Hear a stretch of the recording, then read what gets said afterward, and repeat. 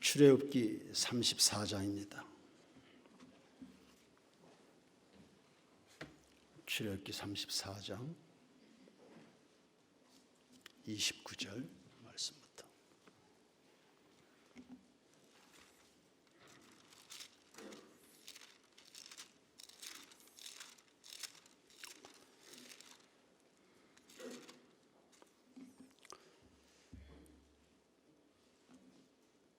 그런 생각이 드네요. 이제 각급 교회학교가 겨울 성경학교를 할 텐데 새벽 예배를 계획을 해보시면 좋겠어요. 겨울 성경학교 할 때 학교에서 예배당에서 숙식 문제는 두 번째고 겨울 성경학교 수련회를 어떤 새벽 예배를 진행하는 것으로 한번 생각해 보면 좋겠네요. 그리고 예배 후에 혹이라도 우리 학생들 가운데, 어린이들 가운데 목사님에게 세배하고 싶은 어린이들은 3층 예배실로 오세요. 청년들은 믿음 따라 하시고. 출애굽기 34장 29절에서 35절까지입니다. 한 절씩 교도하겠습니다. 모세가 그 증거의 두 판을 모세의 손에 들고 시내산에서 내려오니 그 산에서 내려올 때 모세는 자기가 여호와와 말하였으므로 말미암아 얼굴 피부에 광채가 나나 깨닫지 못하였더라.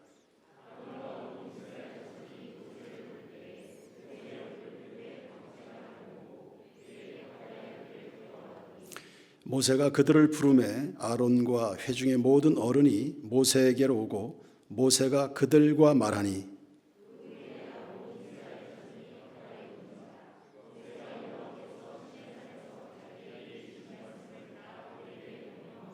모세가 그들에게 말하기를 마치고 수건으로 자기 얼굴을 가렸더라.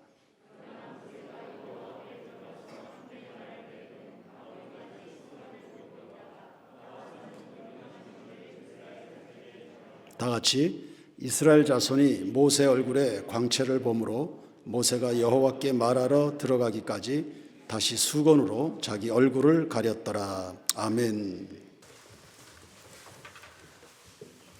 시내산에 올랐던 모세 얼굴에 광채가 났습니다. 그럴 수 있습니다. 은혜 받으면 얼굴부터 달라집니다. 또 당연히 우리 성도들의 얼굴이 전 이와 같아야 된다고 생각합니다. 변화산에서 예수님의 얼굴도 해같이 빛났고요. 스데반의 얼굴도 천사의 얼굴과 같았습니다. 또 마태복음 13장 43절을 보시면 천국에 간 의인들이 해같이 빛난다 했습니다. 2005년의 일로 기억이 되는데 한 자매가 저희 교회에 새로 등록을 했습니다. 참 슬픈 이야기지만 이 자매는 이미 두 번의 이혼을 경험했던 자매입니다. 그래서 그런지 모르지만 얼굴이 많이 어두웠습니다.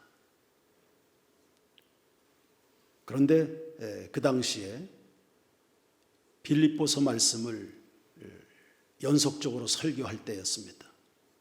계속해서 그 빌립보서, 기쁨의 책이죠. 성경을 쥐어짜면 예수의 피가 흐르고 빌립보서를 쥐어짜면 거기에 기쁨이 흘러나온다. 이런 말이 있는 것처럼 빌립보서는 성도의 뺏길 수 없는 기쁨을 말씀합니다. 그 기쁨의 메시지를 매 주일마다 이제 들으면서 은혜를 받았습니다. 오늘날 친구들이 너 예뻐졌다. 그렇게 말하더랍니다. 그러니까 은혜 받은 사람들, 하나님과 말씀 가운데 혹은 기도 가운데 깊이 그 만남이 이루어지는 사람들은 내면의 변화와 함께 그 얼굴이 빛나게 되는 겁니다. 모세의 얼굴이 바로 그랬습니다. 하나님이 함께하는 영광이었고요. 주님을 만나는 기쁨이 얼굴로 표시가 된 겁니다. 모세는 산 위에 오래도록 있었습니다. 40일을 꼬박 금식했지요. 그 곁엔 아무도 없었습니다. 참으로 고요한 중에 하나님과만 만났습니다. 그리고 하나님의 말씀을 받느라 식음도 전폐했습니다. 아마도 일반적인 경우라면 육체는 죽을 것 같고 시간은 몹시 지루하게 느껴졌을 겁니다. 그런데 그 얼굴에 광채가 나는 것을 보면 그가 그 시간을 그리 고통스럽게 보낸 것 같지는 않습니다. 얼굴의 광채는 내면의 충만함을 반영하는 것이고, 그리고 그 보내는 40일의 시간을 벅찬 감동과 즐거움으로 보냈다는 것을 알 수 있습니다. 그런즉 사람이 떡으로만 사는 것이 아니요 오직 하나님의 입으로 나오는 모든 말씀으로 산다는 사실이 진리요 실상임을 확인할 수 있는 대목입니다. 우리가 하나님 앞에 나와서 그분을 경배하느라고 1시간, 2시간, 3시간을 보낼 때 혹 지루해진다면 모세는 얼마나 오랜 시간을 하나님 앞에 머물렀는지를 생각해 보십시다. 그 시간을 그는 어떻게 보냈을까? 모세는 하나님과의 만남이 무한히 기뻤던 겁니다. 그 기쁨 때문에 음식 먹을 욕망마저 극복했습니다. 아예 음식에 대한 생각이 아예 나지 않았을지도 모르겠습니다. 하나님의 말씀을 듣고 기도하는 것, 한 말씀이라도 놓치지 않으려는 그 열심, 그 말씀 더 듣고 싶은 그 마음 씀씀이, 이런 것들이 곧 성도들의 먹고 마시는 섭취의 방식이라는 것, 이것을 본문에서 발견할 수 있습니다. 우리 세인교회 교우 여러분, 말씀으로 충만함을 누려가기를 축원합니다. 전능하신 그 하나님을 대면하는 그 환상 때문에 몸의 필요나 육체 쾌락마저도 얼마든지 잊어버릴 수 있는 겁니다. 어쩌면 돈 버느라고 밥 먹는 것도 잊어버릴 만큼 그렇게 살아가는 사람들이 있지 않겠습니까?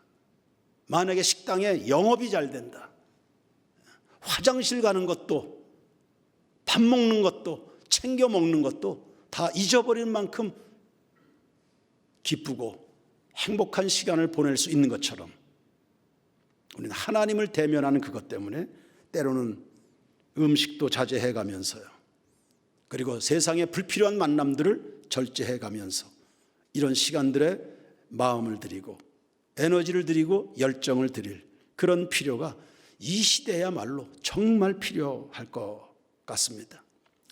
하나님의 나라는 먹고 마시는 데 있지 않습니다. 음식의 풍부함이나 감미로움이 아닙니다. 우리 세인교회 모든 교우들마다 성령 안에 있는 의와 희락과 평강으로 충만하게 되길 주의 이름으로 축원합니다. 모세도 엘리야도 예수님도 40주야를 금식하시며 다 하나님을 만난 적이 있습니다. 그리고 그것이 얼마나 충만했는지 마귀가 넘어뜨리려고 왔다가는 7길로 출행랑을 친 것입니다. 우리가 감각적 기쁨을 추구하면 추구할수록 마귀는 환호성을 치를 겁니다. 어김없이 마귀가 찾아와서 우리를 넘어지게 하겠죠. 그러나 오히려 그런 육체적 기쁨들, 찰나적 즐거움들을 죽이면 죽일수록 우리는 그 영광스러운 하나님의 나라 기쁨으로 더 풍부히 채워지는 경험들을 하게 될 겁니다. 물론 주의할 것은 있습니다. 모세의 경우와 같은 이런 금식은 이건 일반적이진 않습니다. 40주야를 물도 음식도 없이 꼬박 단절된 삶을 산 거 아닙니까? 금식을 마친 후에는 즉각 선지자의 활동을 수행을 했습니다.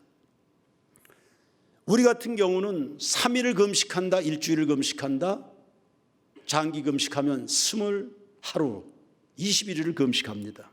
그러면 금식한 날짜 이상으로 우리 아주 정교하게 보식을 진행하면서 몸을 함부로 움직이지 않습니다. 그런데 모세는 40주야의 금식을 마치고는 바로 와서 백성들을 대면합니다. 선지자의 사역을 수행합니다.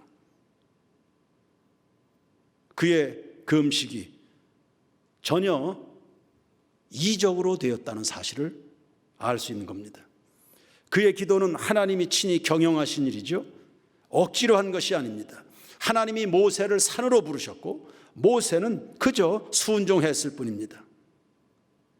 거국적인 목적이 그에게 있었죠. 그러므로 이러한 기도는 사람마다 할 수 있는 것이 아닙니다. 열심히 있다고 할 수 있는 일도 아닙니다. 하나님께서도 모두에게 이런 금식을 요구하시지는 않습니다. 하나님께서 모세에게 산으로 부르신 그런 목적, 개인의 유익을 위한 것이 아니고 공익의 목적이었습니다. 율법을 부여하셔서 백성들로 하여금 하나님을 더 잘 믿도록 준비해서 세계 모든 민족 가운데 제사장 민족으로 이스라엘을 세우시기 위한 이러한 목적이 있었던 겁니다. 그리고 모세 편에서도 개인적 야망은 손톱만큼도 없습니다. 이 금식을 통해서 개인적 어떤 소원을 쟁취하리라 이런 목적 가지고 산에 올라간 게 아닙니다. 하나님이 부르셔서 준비해서 돌판 2개를 가지고 올라간 것이고, 그리고 백성들을 향해서는 이 백성들을 말씀으로 잘 양육해야지, 잘 지도해야지, 잘 이끌어야지 하는 사명 하나 가지고 이 40일을 견뎌낸 것입니다. 그의 금식은 하나님이 기뻐하시는 금식이었고 순전한 금식이었습니다. 하여튼 모세 같은 금식이 됐든 이런 초자연적인 금식 꼭 이런 거 아니더라도 누구든지 우리 오늘날 성도들 가운데 금식하며 전심으로 하나님을 향하는 데에는 반드시 영적인 유익이 있으니 할 수만 있다면 우리 세인교회 성도들도 하나님 앞에 금식하며 보좌로 나아가는 이런 시간들이 이전보다 더 많아지면 좋겠습니다. 박윤선 목사님의 글에 보면 그 친구분의 금식 체험담을 소개한 것이 있습니다. 대강 이런 내용인데요. 금식 후 7일부터 10일까지가 몹시 어려운 고비였다. 그래서 이 기간에 먹지 않으면 죽을 것만 같았는데 10일을 지나면서부터는 밥을 먹지 않고도 살 수 있다는 용기가 생겼다. 그래도 물은 마셔야 되겠다. 물을 마시지 않고는 살 수 없을 것 같았는데 그 후에 더 깊은 지경에 들어가다 보니까 물을 마시지 않고도 살아갈 수 있다는 믿음이 생겼다. 그러면서도 공기 없이는 살 수 없겠다는 생각은 들었습니다. 그러나 그마저도 40일이 가까워 보니까 이제는 산소 없이도 살 수 있다는 믿음의 용기가 생겼다. 그러나 예수 없이는 살 수는 없겠다. 예수 없이는 살 수 없겠다. 예수님께서는 밥이나 물이나 공기보다도 더더욱 우리의 영혼을 새롭게 해주시는 분이시고 천국에 대하여 확실히 알게 하시는 말씀의 증거로 이 금식기간 내내 나를 충만케 주셨다. 육신은 점점 죽어지는데 예수님은 나로 하여금 죽어도 다시 산다는 요한복음 11장 25절의 말씀을 확신하도록 산 체험으로 주셨으며 평안과 은혜와 천국과 영생의 기쁨으로 나를 채워주셨다. 그때 이 기쁨은 말로 표현하기 어려워서 이 기쁨이 종종 그리워지니 금식하고 또 금식하고 또 금식하게 된다. 이런 내용들입니다. 새벽 기도에 힘써 보려고 하는데 거기에 덧붙여서 금식 기도하고 싶어지지 않습니까? 겨울 성경학교를 금식하며 새벽 기도하면서 이렇게 되면 뭔 일이 생길까요? 교회에?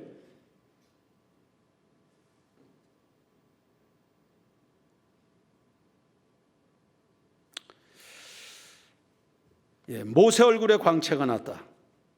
정리하면 영적인 생명이 음식보다 중요하다는 것을 말하고 있습니다. 이런 생명이 어디에서 나오는가? 첫 번째, 말씀에 대한 경외감입니다. 모세가 산에 올라 하나님을 대면했습니다. 결과물이 있습니다. 기록된 말씀입니다. 산에 올라서 하나님을 대면했습니다. 결과물, 손에 받아든 말씀이 있는 겁니다. 매 주일마다 새벽마다 하나님의 성전을 찾습니다. 여러분의 손에 받아드는 결과물들이 생깁니다. 그게 뭡니까? 한 주간을 살아갈, 또 하루를 풀어낼, 직면한 상황들을 수습해갈 길이요 진리요 빛이 되는 하나님의 말씀이 여러분의 손에 들려야 된다. 그게 결과물입니다. 하나님과의 만남 뒤에 나타나는 결과물, 붙들고 살아가는 말씀들입니다.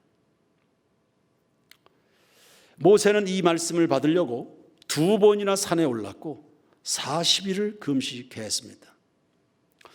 이스라엘 백성들은 금식도 하지 않았고요, 산에 오른 적도 없습니다.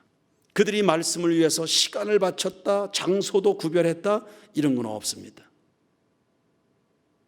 그랬더니 모세와 구별이 됩니다. 모세는 애를 써서 하나님 앞에 죽으면 죽으리다, 그렇게 산에 올라서 모세는 그 말씀 받았습니다. 모세가 산 아래 내려와서 그 말씀을 선포했죠. 전달해 준 겁니다. 그런데 산 아래에 있던 백성들은 그냥 수월하게 얻어먹은 그 말씀을 수행하는 것을 못합니다. 모세는 큰 애를 써서 하나님의 말씀을 받았습니다. 그가 전해준 그 말씀, 편안하게 앉아서 들었던 백성들은 그 말씀을 삶에 옮기질 못합니다. 그러므로 성도 여러분, 우리 새인교회 성도들은 누군가 전해주는 말씀으로 살지 마시고 여러분이 제각각 말씀의 보좌 앞으로 나가서 말씀을 깊이 있게 캐고 묵상해서 여러분 자신의 생명 양식으로 삼으시길 바랍니다. 그게 날마다 큐티입니다. 날마다 새벽 묵상, 개인적으로 하나님을 만나는 1:1의 예배입니다. 그래서 영유아부에서부터 청년들까지, 우리 모든 장년들까지 모세처럼 하나님 앞에 나가서 개인의 말씀을 받아야 그것으로 삽니다. 잠언 2장 4절과 5절을 보시면 은을 구하는 것 같이 그것을 구하며 감추어진 보배를 찾는 것 같이 그것을 찾으면 여호와 경외하기를 깨달으며 하나님을 알게 되리니. 할렐루야. 하나님의 말씀을 어떻게 찾으라고요? 금은 보화를 찾는 것처럼, 어린아이, 갓난아이가 어머니의 처지를 사모하듯이 그렇게 하나님의 말씀을 찾아가는 겁니다. 그러므로 성도 여러분, 날마다 큐티, 새벽 묵상과 함께 새벽마다 영적인 시인의 산, 새벽마다 새벽 시간에, 여러분의 새벽 시간, 잠자리로 흘러가는 그런 새벽 말고요, 하나님 앞에서 진리의 말씀을 손에 받아드는 새벽의 신의 산에 올 한 해 동안, 아니 평생토록 그 신의 산을 차지하는 여러분 모두가 되길 바랍니다. 청년들이여, 이 말씀을 오늘 저 5층에서 이 설교할 말씀을 묵상하면서 제 청년 시절이 생각났습니다. 여러분보다, 소용자매보다 더 어린 나이였습니다. 새벽마다 예배당을 나가서 새벽 예배 말씀을 받고, 그리고 하나님 앞에 충분히 기도하다가 다른 어른 성도들 다 집에 돌아가고 나면 저 비상구 불빛 아래서 혼자서 노트 가지고 큐티하고 그렇게 일어났던 저의 청년 새벽 시간이 생각이 났습니다.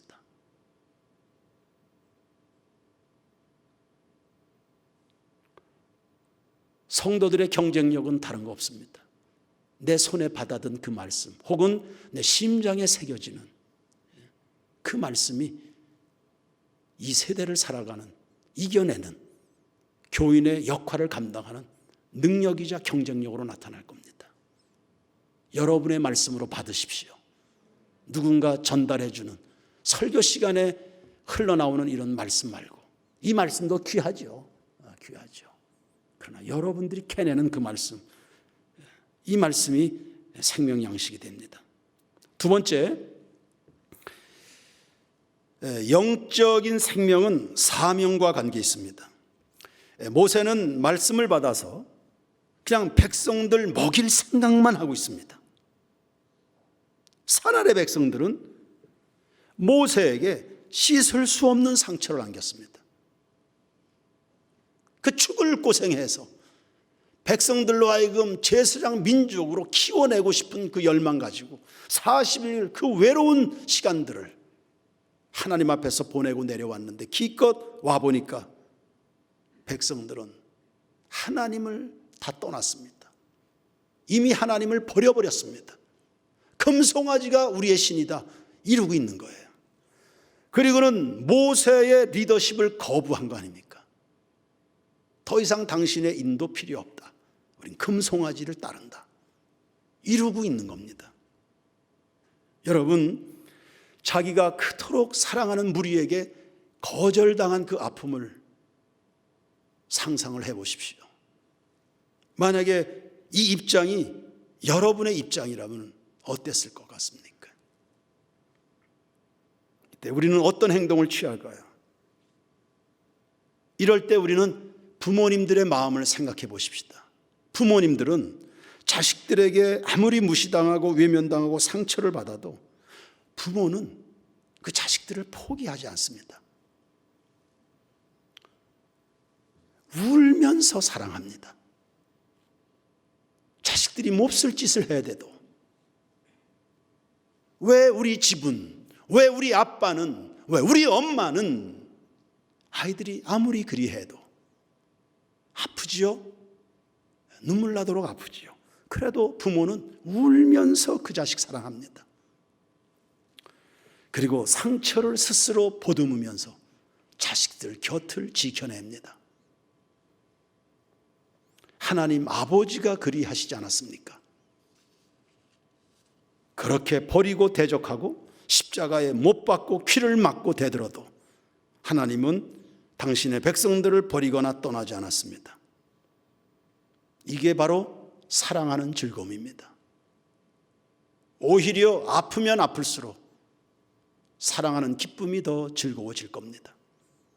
모세가 바로 그 마음이었습니다. 그렇게 짓밟혔는데 언제 그랬냐는 듯 또 산에 올라갑니다.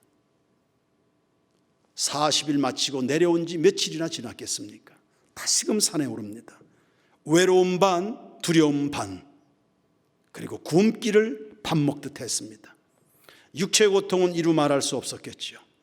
그런데도 하나님이 주시는 그 말씀 가지고, 그리고 그 말씀 위에 서서 이스라엘 백성들이 다시 언약을 갱신하고 거룩한 제사장 민족으로 회복되리라는 그 소망 하나 가지고 이 모든 수고를 기꺼이 감당해내는 것입니다.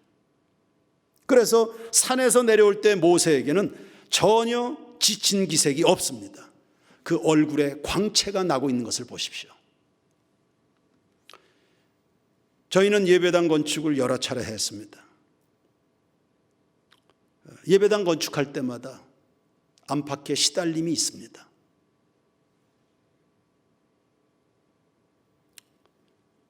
그럴 때마다 그저 속상한 것으로 내 스스로가 매몰되지 않습니다. 예배당을 다 건축하고 나면 이 예배당에서 성도들이 누릴 것을 생각해 보면 그런 시달림이 전혀 시달림으로 다가오지 않습니다. 시작할 때야 이렇게도 저렇게도 다 말들 할 수 있죠. 그러나 해놓고 나면 그리고 비전을 선포했던 그것이 어떤 모양인지를 비로소 알게 되면, 그래서 누리게 될 성도들을 생각하면 그런 것들이 그렇게 아프지 않습니다. 그리고 준비된 예배당에 또 다른 새로운 영혼들이 찾아 나오게 될 텐데, 그리고 여기에서 그들이 하나님을 만나게 될 텐데, 이런 생각들을 하면 그런 시달림이 아닙니다. 이게 성도들은, 주님의 사람들은 양식으로 사는 게 아니라 사명으로 살아간다. 사명으로. 우리의 영적 생명은 사명이 결정한다. 전도서 8장 1절을 보시면, 누가 지혜자와 같으며 누가 사물의 이치를 아는 자이냐. 사람의 지혜는 그의 얼굴에 광채가 나게 하나니 그의 얼굴에 사나운 것이 변하느니라. 아멘. 성령 충만해서 우리 새인교회 모든 성도들의 얼굴에 사나움은 예수 이름으로 명하노니 떠나갈지어다. 예뻐졌다, 사랑스러워졌다, 충만하다, 신령하다, 이런 소리, 우리 새인교회 모든 교우들이 모든 삶의 현장에서 들을 수 있는 그런 소리들이 되길 바랍니다. 눈빛도 변하고요.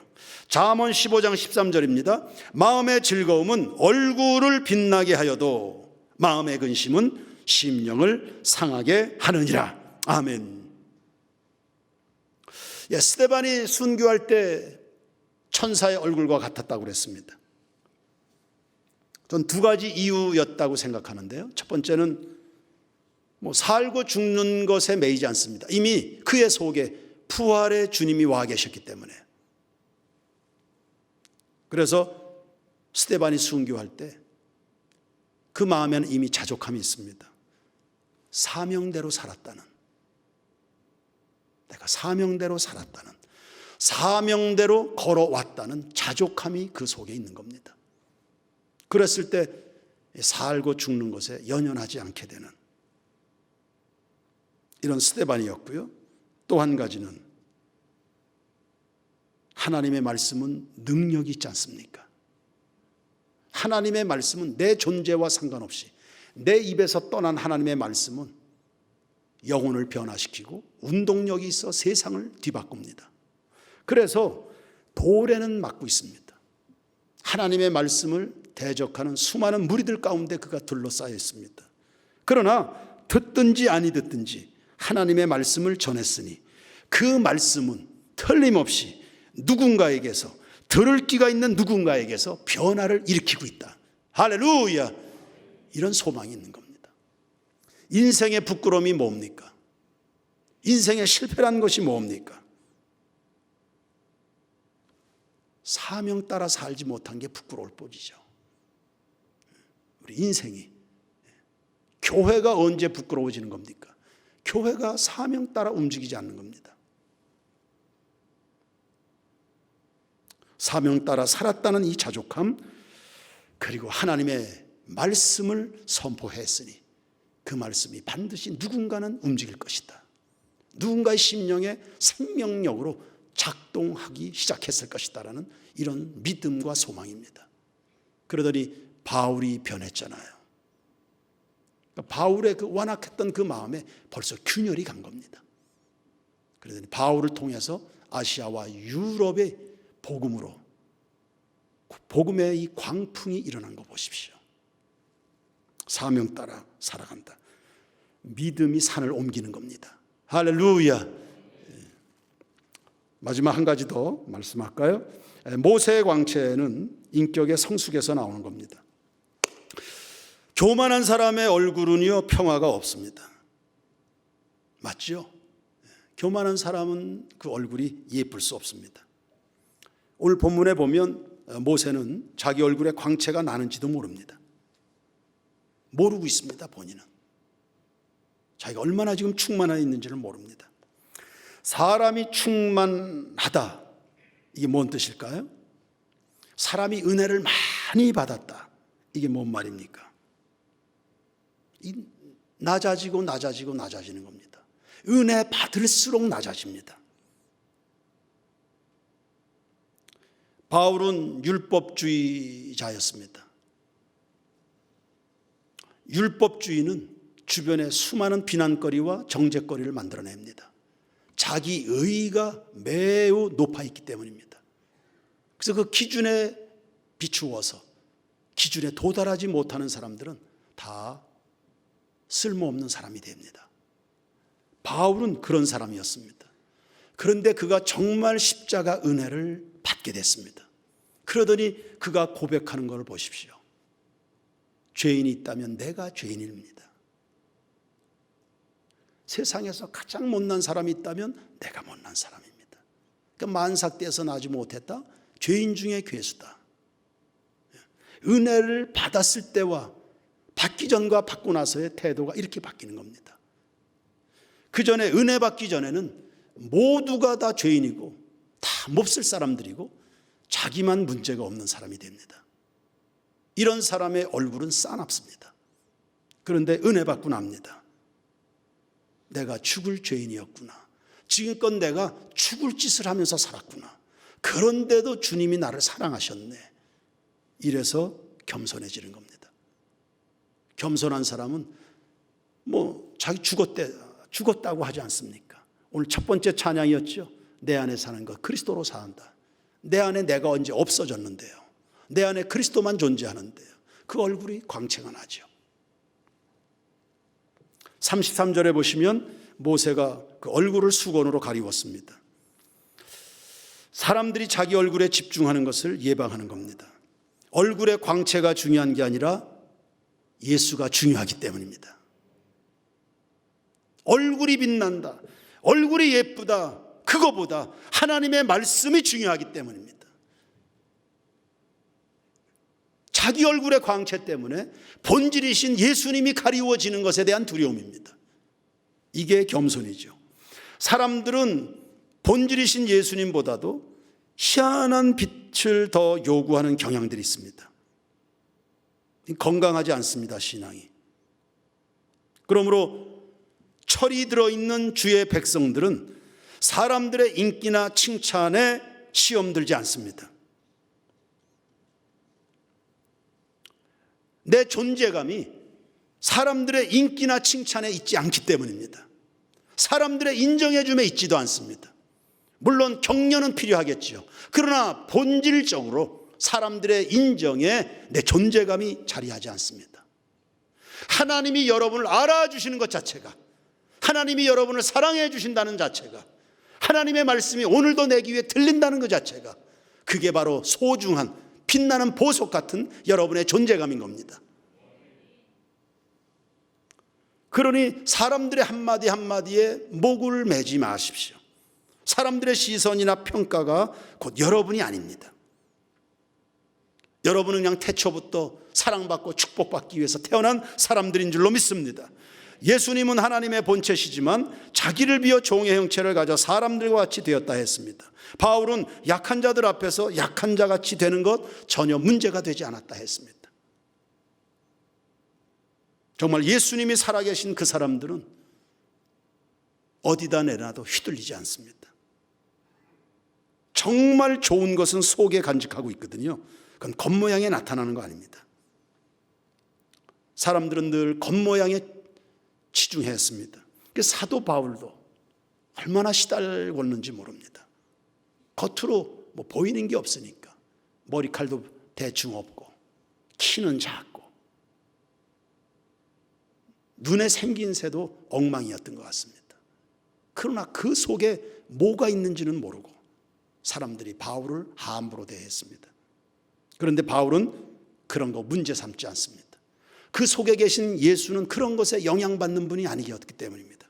그래서 고린도후서 6장 8절 이하의 말씀을 보면 우리는 속이는 자 같으나 참되고 무명한 자 같으나 유명한 자요 죽은 자 같으나 보라 우리가 살아있고 징계를 받는 자 같으나 죽임을 당하지 아니하고 근심하는 자 같으나 항상 기뻐하고 가난한 자 같으나 많은 사람을 부요하게 하고 아무것도 없는 자 같으나 모든 것을 가진 자로다. 할렐루야. 그러니 우리가 정말로 두려워하는 것은 사람들에게 높임 받으려는 욕구입니다. 그거 아주 위험한 겁니다. 사람들이 알아서 높여주는 거야. 그거야 어떻게 말릴 수 있겠습니까? 그런데 그런 욕구가 내 안에 자라나고 있다는 것은 아주 위험천만합니다. 무디는 집회를 마치고 나면 사람들이 은혜 받았다고 와서들 칭찬해 줄 거 아닙니까? 그럼 속으로 사단아 물러가라. 스스로 영적인 싸움을 그렇게 싸웠다가 그리고 숙소에 돌아와서 하나님 앞에 회개하고 그리했다 합니다. 정말로 두려운 것이 뭔지 원하기는 우리 새인교회 모든 교우들은 주님만 드러나길 바랍니다. 주의 얼굴만 구하게 되길 바랍니다. 뼛속까지 그리스도인들이 되길 축원합니다.